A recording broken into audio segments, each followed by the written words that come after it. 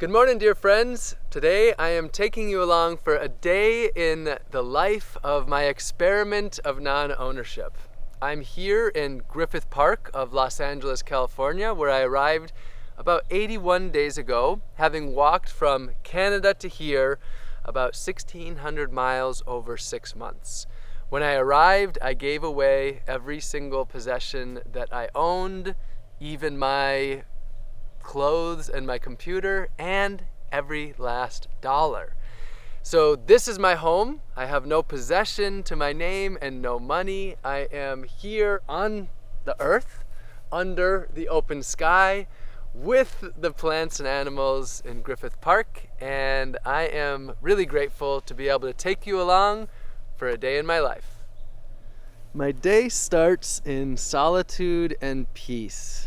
I wake up to the sounds of the songbirds and the crows, the buzzing of the insects, the honeybees, and often the coyotes actually visit me in the morning. Also, sometimes I'm awoken because there's people that walk, there's a walking path that's right over here. I arise at about sunrise. However, it's often pretty cold, so I stay in bed for sometimes a few hours, but I'm very productive. I'll read. I just finished Silent Spring this morning, actually, and I just read Nonviolent Communication for the 7th time. So I'll spend the morning reading out here, just having that connection to the earth and being in silence. I usually don't speak for a few hours after I wake up, and having time to really connect with myself and heal and feel that nourishing connection with the earth and myself. I'll also do I'll do my work while I'm out here as well before I head out into the world. So I have a notebook, and in here I would say what I do most mornings is I'll be working on the outlines for the videos that I'm sharing with you, for the talks that I give here in the park, and for the classes that I teach, and as well as planning for my day, just writing out my schedule and my life in general. Those of you who have been following me for a while will see that these items do not represent my life philosophy of being connected to the earth. You'll see that I'm wearing synthetic clothes that are industrially made compared to before I had 100% homemade natural fiber and naturally dyed clothing. So I'm dependent on what other people have. These items have come from Garrett and Cheryl and Shaheen and Matthew, and so I'm just wearing and I'm using what other people lend to me. So this is a practice in non-attachment. It's a practice in surrender, very much surrendering to preferences, and so it's also a practice in very much humbling myself and dissolving the ego. Now, I'm not going to go really deep into the experiment of non-ownership because I do that in some of the other videos. You can go to robingreenfield.org/non-ownership to learn more about this. Today, I really want to take you along for a day in the life. Now, I know some of you are thinking, if I don't own anything, then what are these items? Well, these are items that I have borrowed from people in the community. I have about 15 items that I'm borrowing right now, so this is a real practice in ultimate simple living. What I have is a sleeping bag and a blanket, which is right here on the earth. I am learning to sleep on the earth and sleeping really well and enjoying it. I have 2 blankets right now.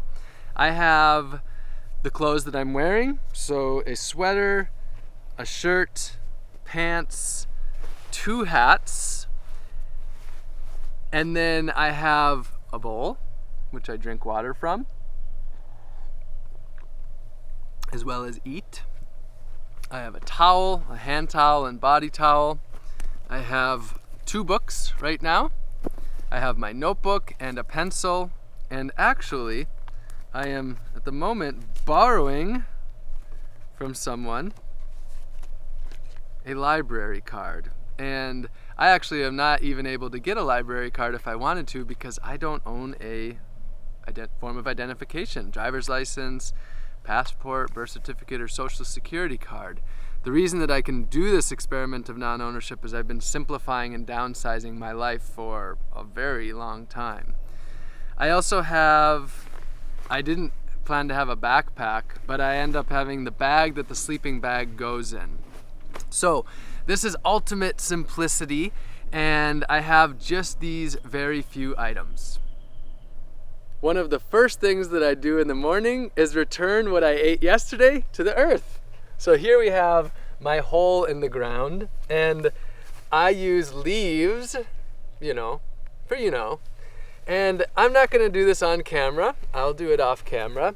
But as far as why I am using a hole in the ground, the reason why is that I like to take part in closed loop natural cycles with the earth, rather than sending my poop to a wastewater treatment plant where it becomes a burden and where we need taxpayer dollars to take care of it and it's a problem.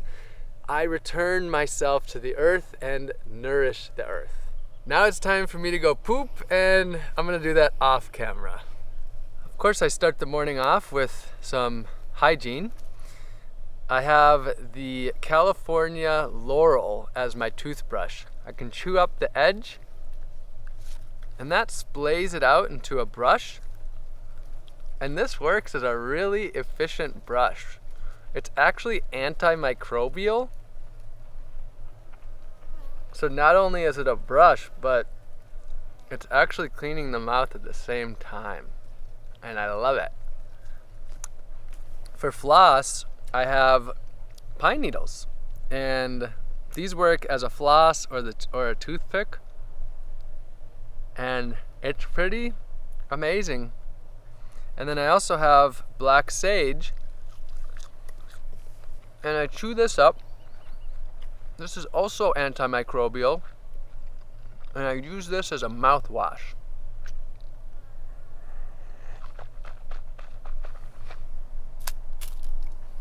So it's all natural, no ownership is required, no purchasing of products, so no money, and zero waste. It's time to pack up. It's a little colder today, so I'm bringing a blanket.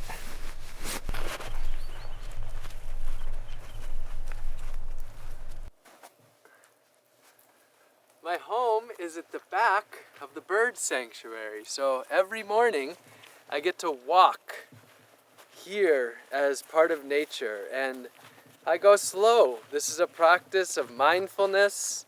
This is a practice for me of universal love. This is a practice of just having a deep connection with earth, with nature. And in every moment for me, that's an act of resistance. In a society that tells us we need to be separate, that we need to dominate, just my daily act of having a deep connection and living in harmony, it's very meaningful to me.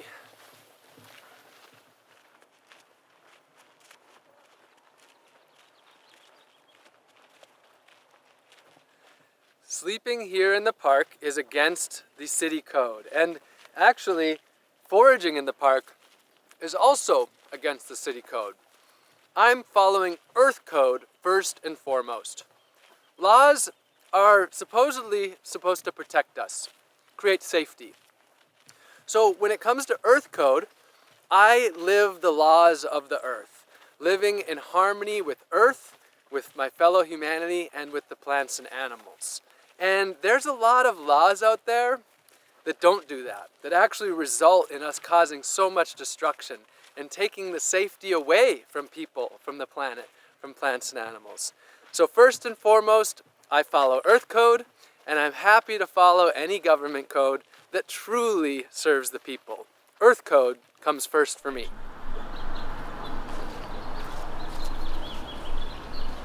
The water fountain is one of my first stops. Well, my first stop after getting out of the bird sanctuary, and this is where I get my drinking water. I am grateful to the city of LA because I've been able to have all the water that I need. I have no hygiene items right now, which is a big experiment for me. No no lavender essential oil and the items that I've usually had, and this is really an experiment in just how little the body actually needs. As far as bathing, I bathe in the Los Angeles River. I go there a few days a week generally, but right now, today, we're not gonna make it there. It's about a 2-hour walk round trip, and I'm not gonna make it to the LA River. And for those of you that are wondering if this is working or if I smell, well, just ask any of the hundreds of people that I've hugged over the last 3 months of being here in LA, and they could tell you.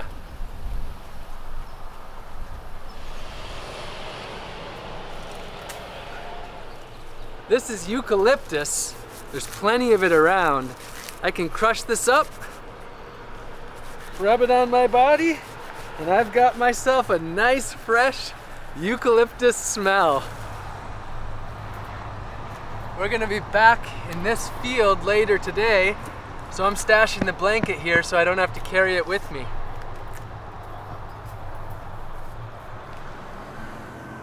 I thought we'd stop here at the map and you can see where we came from and where we're going. We started right here up at the top of the bird sanctuary loop, walked down. This is where the water fountain is. We're here. Riverside Trail goes this way. We're gonna walk down Vermont Canyon Road, out of Griffith Park, onto Hillhurst, into Los Feliz. That's where I'm gonna find some food to eat and show you how I'm eating with no money, and head to the library. Every day I am walking. I generally walk 4 to 8 miles a day, sometimes more. It's about 2 miles to the library, so 4 miles round trip. And I have gotten into cars more than I'd like to. Sometimes to do videos, we'll go somewhere. But every day I'm walking, and you'll notice I'm barefoot. No shoes here. And I love it. For me, being barefoot is a connection to the earth. It's a form of living simply. It's a form of saying, I don't need your fancy shoes. Why? Because I believe in the human body. I believe in millions of years of evolution that made my feet what they are, that made my body what they are. Me being barefoot is saying I believe in the human body and I'm connected to the earth. I have walked past this bottle of pee for probably 3 days now, and I'm just not gonna do it again. I'm gonna return this to the soil, and you'll notice that I dumped it onto mulch. Mulch is a carbon source that absorbs the nitrogen. That is the most ideal way to do that, to reduce smells. Some of you would have said, just throw the whole thing in the garbage can, but I can't do that. I return it to the earth. So I don't have any money, as I've shared, but I still believe that I can be of service. And one of the ways that I'm doing that is by being a steward. Griffith Park is cleaner because of my presence, by me picking up a lot of trash, many pounds of trash, and I keep doing that. It's one of the ways that I can give back to the community and give back to the earth even though I don't have money. Oh, hello, robin bird. It's a robin. There's a couple of robins who hang out right here at the entrance of Griffith Park, and I think of my mom every time I see the robin bird because she named me after a robin that was sitting in the lilac back in 1986, in the spring of 1986. I was in her womb when she connected with that robin. And I love having the name Robin and having a connection to the earth and to my mom. What a joy that we just got to see that robin. Gratitude is with me now. I am very grateful in the here and in the now. I am so grateful. I sing a lot while I'm walking. I sing songs of gratitude, of connection with the earth, and of healing inside of myself. Singing doesn't cost any money, it doesn't require any possessions, and it's so deeply meaningful to me. And it doesn't matter if I sound good. All that matters is there's connection and healing. It's noon now, which means I'm well past my intermittent fasting time. I fast from about 6 p.m. till at least 10 a.m. And I'm at my first garbage can. And this looks like it was recently emptied and there's not much in there. So to the next one.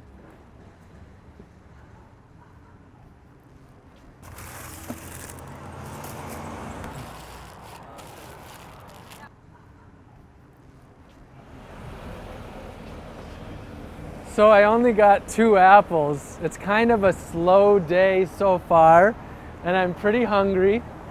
So more garbage cans to come. Hey, I follow you on Instagram. Ah, good to hear. Yeah.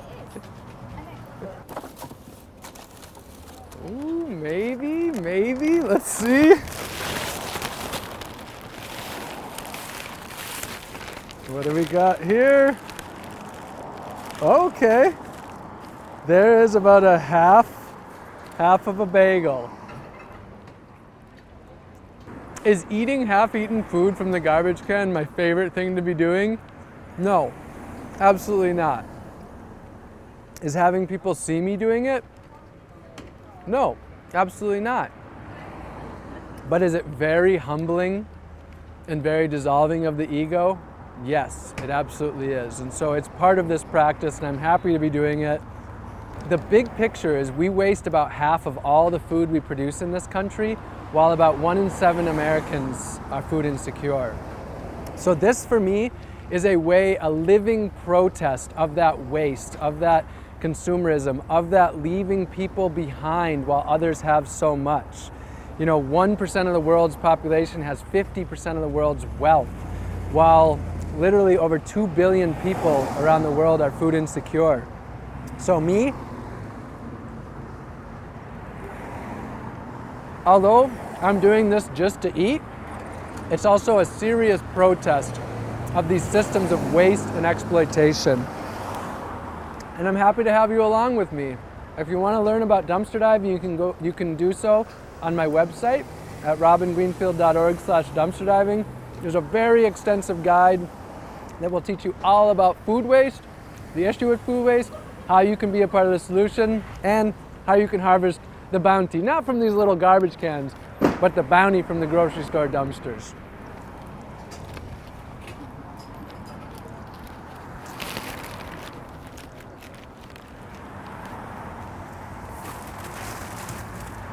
So that wasn't quite enough food for me, so I'm still going to be looking for some more.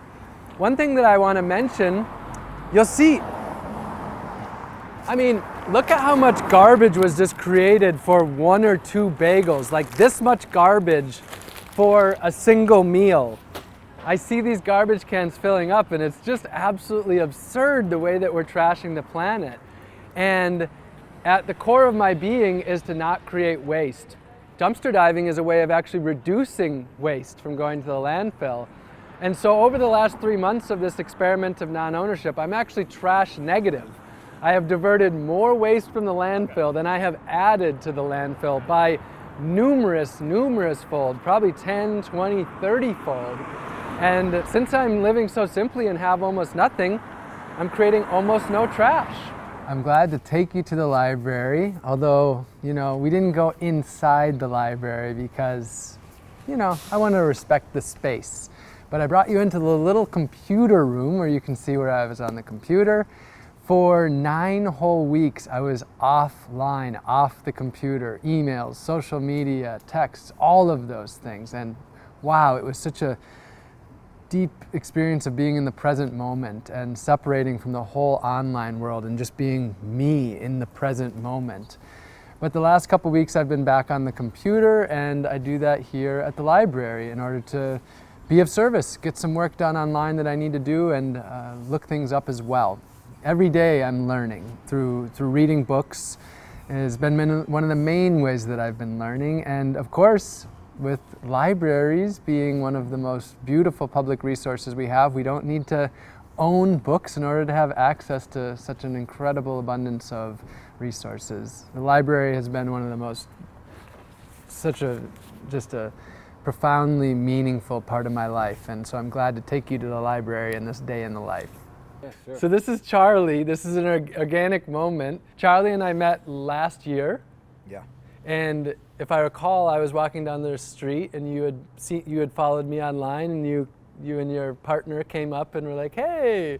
And then we spent some time together. Yeah. He was eating ice cream. I was eating ice cream that was not from the garbage. I think I had bought that. Some people look at my life sleeping outside here and they would assume I'm isolated, but the reality is I have many friends because I connect with people, and my objective of life is to share with others. And so, a few times I've stayed inside people's houses during the rain. I'm not isolated. It's the opposite. This is an experiment about interconnectedness and interbeing. And the other thing that I want to share is you heard that one person when I was in the act of dumpster diving and someone said, "Hey, I follow you on Instagram." Usually when I meet people in that moment, like Charlie, we end up having a connection, and we at least have a moment of sharing a hug, and maybe end up spending more time together. But in that moment I was shy because there was a camera, there was people around, and I just felt awkward, so I didn't share a hug with her. And I'm glad for this organic opportunity to get to bring that up, because I wanted to share that with you all. So I've been following Robin since probably 16. I remember working at a school and watching some videos of Robin's, and he was doing a bike tour across the country then, and dumpster diving along the way. And I've always been into dumpster diving, but it helped to validate that there are better ways of getting our food. And we share a favorite dumpster. Yeah, and then I saw Robin in my neighborhood, and it felt like I needed to say something and let him know how, I don't know, he'd benefited my thinking, my life. So yeah. It's always good to see him. Thanks. We've seen each other a few times now. How sweet. What a sweet moment that you all get to be a part of, our Charlie and I's, continual connection of running into each other. Yeah. This is the loquat tree. Now, when I say the loquat tree, there's actually a whole lot of loquat trees. And most people don't know that these are edible. Some people think they're poisonous. And most of these are planted as a landscaping plant. Oh. So most of these loquats don't even get eaten. I'm eating fruits, greens, herbs, and flowers from the wild, out here in the city and in the park. One of the most common questions online is, who's filming the videos? Well, today it's Alex. Meet Alex. Sometimes the people who film my videos are doing it as volunteers, just excited to help spread the message, and other times people are paid. How are people paid? Well, there's someone who reached out to me, his name's David, that really wants to help me spread my message, and so he is directly funding to have some people that work with me, like Alex filming these videos, and my teammates. When I decided I was going to be offline and doing this deep experiment of non-ownership, I questioned, am I going to render myself ineffective? Am I going to not reach people with my message? And I'm happy to say I've actually been reaching more people than before. And that is really beautiful for me, because I want to live offline in the real world, but also still be able to share messages with all of you. And that's why I'm here on the internet. It's a place for me to share knowledge, to help you on your journey of reconnecting with the earth, to break free from the consumerism and the societal norms and structures that don't serve you, and to be of service. So that's why I do these videos. I don't do them to make money. In fact, none of my content is monetized. These videos are not monetized, and that's a gift to me because it keeps my integrity, but it's also a gift to you. I don't want you to be looking at more advertisements than you have to. Running out of time, with filming this video, it's taken a lot longer to just be, so we got to keep moving.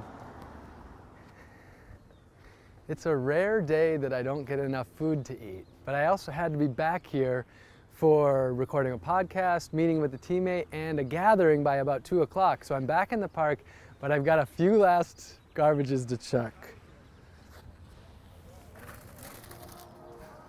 All right, let's see, I haven't opened it yet. Oh, just a little bit of a burrito.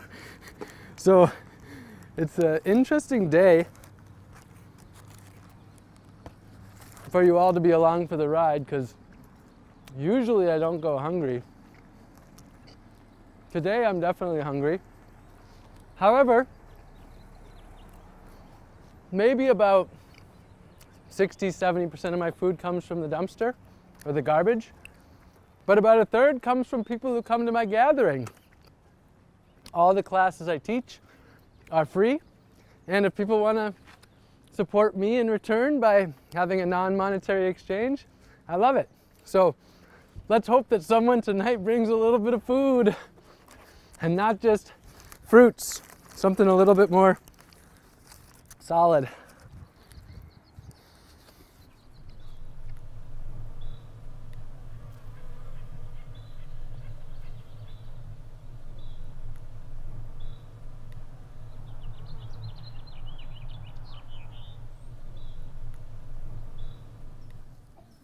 So you're seeing a little bit of the behind the scenes of life here. I'm with Eugene Trufkin, and he came out to do a podcast to spread the message. And so we're gonna do this podcast, which is about an hour.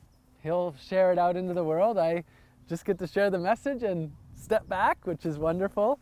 And then after this, there'll be a little gathering, and we'll see who from Los Angeles comes out to learn and to build community and to spend time together.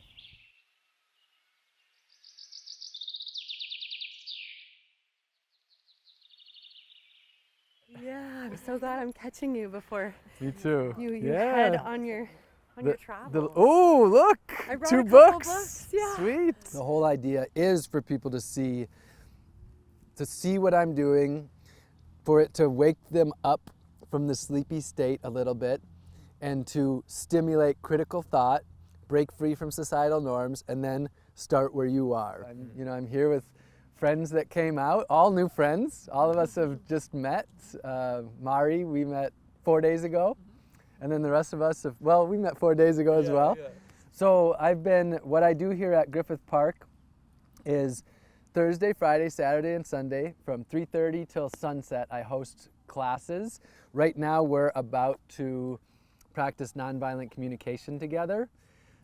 In the evening, sometimes I give talks, sometimes I host plant walks, sometimes it's more of just a community healing type of gathering. And this is the last Friday. There's just a couple more days here in Griffith Park. And I will also say I'm so grateful because as everybody knows online, I struck out in the garbages today. So I was pretty hungry, so thank you for bringing the food. So that shares that's one of the other ways that I've been eating is by the food that people bring me, which some people don't understand this concept of circular giving. Yeah, I feel like there's been a seamlessness in just being with you, and then the way in which you're speaking to the camera. So that's really nice to observe and experience. And